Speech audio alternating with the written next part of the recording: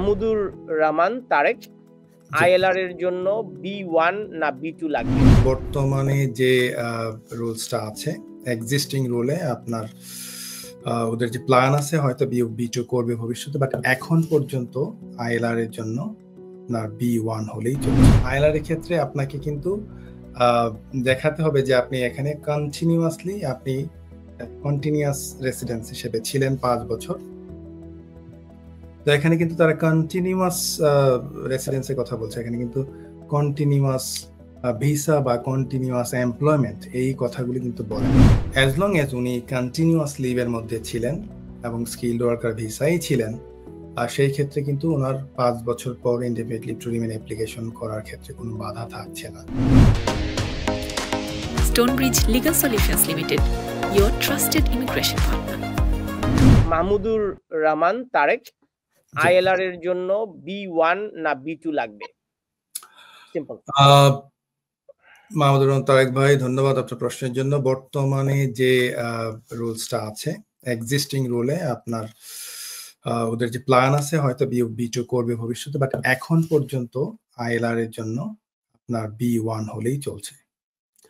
So আপনি যদি নতুন রুলস আসার আগে অ্যাপ্লিকেশন করেন, অবভিয়াসলি আপনি B1 থাকলেই চলবে।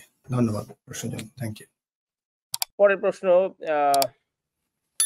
ইরফানুল হোসেন, কেউ যদি স্কিলড ওয়ার্কার ভিসা থাকে তারপর সুইচ করার অ্যাপ্লিকেশন করছে, আচ্ছা করে, and application pending for more than 2 years, হ্যাঁ, ততদিন 5 বছর কমপ্লিট করে ফেললে আইএলআর অ্যাপ্লাই করতে পারবে কিনা? জি, আমি বুঝেছি প্রশ্নটা। অনেকের ক্ষেত্রেই কিন্তু এরকম হয়।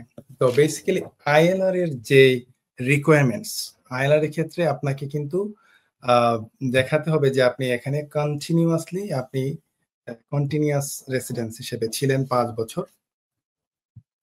তো এখানে কিন্তু তারা কন্টিনিউয়াস রেসিডেন্সের কথা বলছে, এখানে কিন্তু কন্টিনিউয়াস ভিসা বা কন্টিনিউয়াস এমপ্লয়মেন্ট এই কথাগুলি কিন্তু বলে নাই।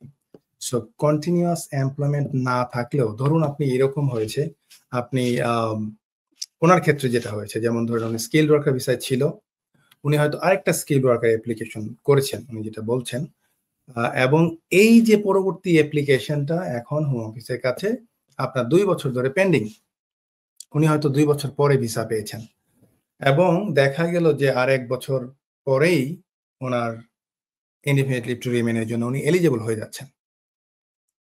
তো সেই ক্ষেত্রে অ্যাজ লং এজ উনি কন্টিনিউয়াস লিভের মধ্যে ছিলেন এবং স্কিলড ওয়ার্কার ভিসাই ছিলেন, আর সেই ক্ষেত্রে কিন্তু ওনার 5 বছর পর indefinite leave to remain application করার ক্ষেত্রে কোনো বাধা থাকছে না, নাম্বার 1। আর দ্বিতীয়ত হচ্ছে যে ইনডেফিনিট লিভ টু রিমেইনের ক্ষেত্রে আপনাকে অবশ্যই কয়েকটা জিনিস ভেরি ভেরি ইম্পর্টেন্ট। অবভিয়াসলি আপনাকে রেসিডেন্স রিকোয়ারমেন্ট ফুলফিল করতে হবে।